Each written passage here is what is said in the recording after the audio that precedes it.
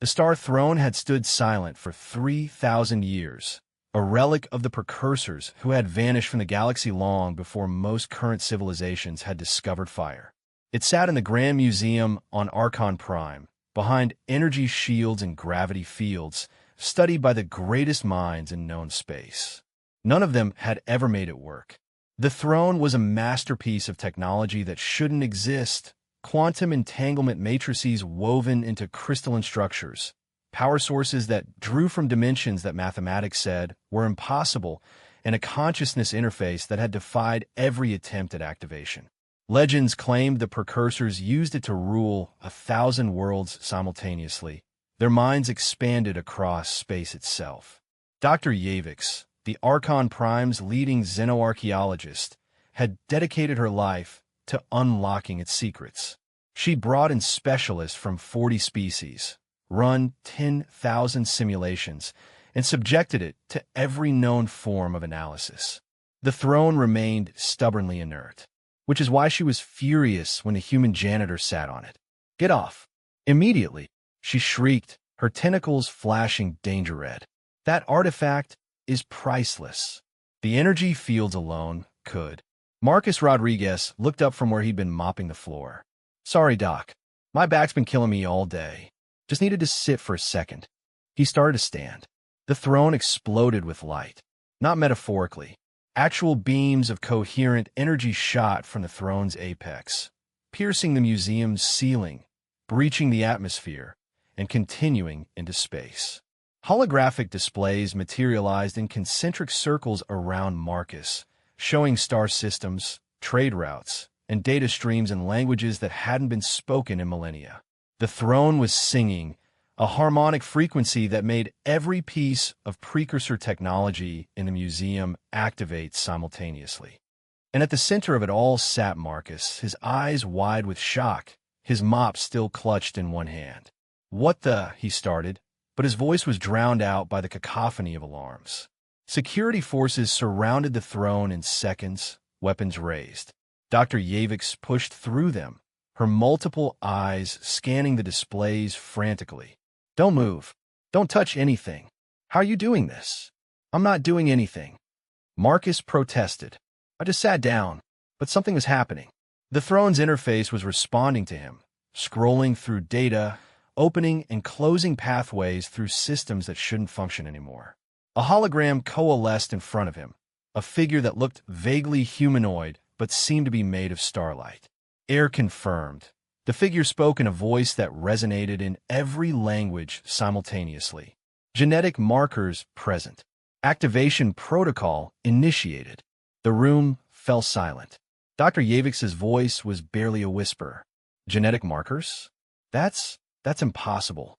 The precursors disappeared 3,000 years ago.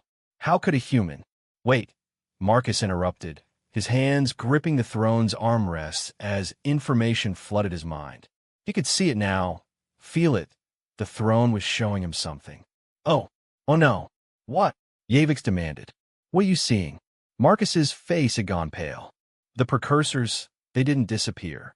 They seeded themselves across the galaxy, scattered their genetics into primitive species on 1,000 worlds, hoping that eventually someone would evolve who could use their technology again. He looked at his hands like he'd never seen them before. "Humans aren't the only ones. But we're close enough." The holographic figure continued. "Precursor legacy protocols active. Air may claim command of remaining systems. 12,347 installations await orders." The gathered scientists erupted in chaos. 12,000 installations? The precursors had built an empire that dwarfed anything the current galaxy had achieved, and apparently, large chunks of it were still functional, just waiting for someone with the right genetic markers to take control. And the universe had just handed the keys to a janitor from Earth. Marcus stood up carefully, and the throne's displays faded, but didn't disappear entirely. They followed him, hovering at the edge of his vision. "Doc, I think we need to call someone. Like, someone way above both our pay grades." Dr. Yavix was staring at him with a mixture of awe and terror. "Do you understand what this means? You could control weapons systems, terraform planets, access technology we've only dreamed of. Yeah, I get it. Marcus cut her off. He looked at the mop in his hand, then at the throne that had just declared him heir to a galactic empire. But here's the thing.